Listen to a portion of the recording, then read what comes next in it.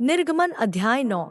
फिर यहोवा ने मूसा से कहा, फिरौन के पास जाकर कह कि इब्रियों का परमेश्वर यहोवा तुझसे इस प्रकार कहता है कि मेरी प्रजा के लोगों को जाने दे कि मेरी उपासना करें।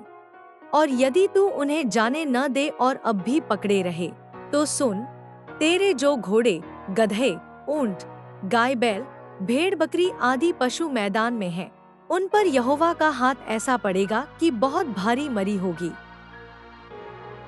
और यहोवा इस्राएलियों के पशुओं में और मिस्रियों के पशुओं में ऐसा अंतर करेगा कि जो इस्राएलियों के हैं उनमें से कोई भी न मरेगा। फिर यहोवा ने यह कहकर एक समय ठहराया कि मैं यह काम इस देश में कल करूंगा। दूसरे दिन यहोवा ने ऐसा ही किया, और मिस्र के तो सब पशु मर गए, परंतु इस्राएलियों का एक भी पशु न मरा। और फिरौन ने लोगों को भेजा, पर इस्राएलियों के पशुओं में से एक भी नहीं मरा था। तो भी फिरौन का मन सुन्न हो गया, और उसने उन लोगों को जाने न दिया। फिर यहोवा ने मूसा और हारून से कहा कि तुम दोनों भट्टी में से एक एक मुट्ठी राख ले लो, और मूसा उसे फिरौन के सामने आकाश की ओर उड़ा दे। तब वह सूक्ष्म धूल होकर सारे मिस्र देश में मनुष्यों और पशुओं दोनों पर फफोले और फोड़े बन जाएगी। सो वे भट्टी में की राख लेकर फिरौन के सामने खड़े हुए, और मूसा ने उसे आकाश की ओर उड़ा दिया, और वह मनुष्यों और पशुओं दोनों पर फफोले और फोड़े बन गई। और उन फोड़ों के कारण जादूगर मूसा के सामने खड़े न रह सके, क्योंकि वे फोड़े जैसे सब मिस्रियों के वैसे ही जादूगरों के भी निकले थे। तब यहोवा ने फिरौन के मन को कठोर कर दिया, और जैसा यहोवा ने मूसा से कहा था उसने उसकी न सुनी। फिर यहोवा ने मूसा से कहा, बिहान को तड़के उठकर फिरौन के सामने खड़ा हो, और उससे कह, इब्रियों का परमेश्वर यहोवा इस प्रकार कहता है कि मेरी प्रजा के लोगों को जाने दे कि वे मेरी उपासना करें। नहीं तो अब की बार मैं तुझ पर और तेरे कर्मचारियों और तेरी प्रजा पर सब प्रकार की विपत्तियां डालूंगा, जिससे तू जान ले कि सारी पृथ्वी पर मेरे तुल्य कोई दूसरा नहीं है। मैंने तो अभी हाथ बढ़ाकर तुझे और तेरी प्रजा को मरी से मारा होता, और तू पृथ्वी पर से सत्यानाश हो गया होता। परंतु सचमुच मैंने इसी कारण तुझे बनाए रखा है कि तुझे अपना सामर्थ्य दिखाऊं और अपना नाम सारी पृथ्वी पर प्रसिद्ध करूं। क्या तू अब भी मेरी प्रजा के सामने अपने आप को बड़ा समझता है और उन्हें जाने नहीं देता?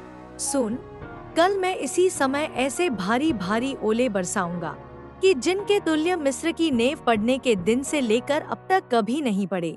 सो अब लोगों को भेजकर अपने पशुओं को अपने मैदान में जो कुछ तेरा है सबको फुर्ती से आड़ में छिपा ले।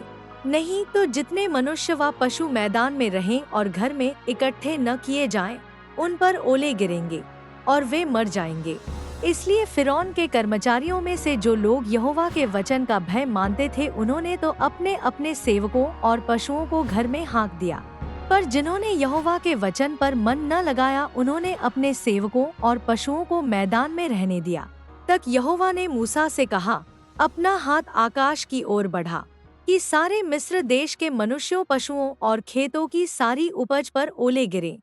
तब मूसा ने अपनी लाठी को आकाश की ओर उठाया, और यहोवा में गरजाने और ओले बरसाने लगा, और आग पृथ्वी तक आती रही। इस प्रकार यहोवा ने मिस्र देश पर ओले बरसाए। जो ओले गिरते थे उनके साथ आग भी मिली हुई थी, और वे ओले इतने भारी थे कि जब से मिस्र देश बसा था तब से मिस्र भर में ऐसे ओले कभी न गिरे थे। इसलिए मिस्र भर के खेतों में क्या मनुष्य क्या पशु जितने थे सब ओलों से मारे गए, और ओलों से खेत की सारी उपज नष्ट हो गई, और मैदान के सब वृक्ष टूट गए। केवल गोशेन देश में जहाँ इस्राएली बसते थे ओले नहीं गिरे।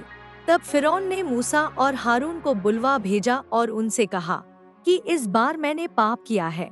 यहोवा धर्मी है और मैं और मेरी प्रजा अधर्मी है।